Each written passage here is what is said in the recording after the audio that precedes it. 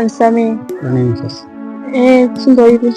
Huoni kama labda wengine utakuwa unaihujumu nafsi yangu kwa sababu ina upendo ulioshauri na uliojizatiti mbele yako, hata Mwenyezi Mungu akishuka hapa atakuwa ni shahidi. Hapana. Nisamehe. Nisamehe kwa hiyo. Hujakosea, bali kuna upendo ambao nataka nikuonyeshe. Sema labda wengine unaongea na nafsi yako, sababu naamini kwenye maisha ni ngumu sana yani kupata mwanamke sahihi kama wewe. Angalia tulivyopendeza, rangi yako nzuri, fulani vya mtume, yani vitu adimu sana kwenye maisha. Asante ila kwa hilo hapana. Nisikudanganye. Mbona nimekuelewa long time, muda mrefu sana. Labda pengine unaweza kuniambia kuna kitu gani ambavyo vinafanya labda pengine siwe na mimi labda? Sababu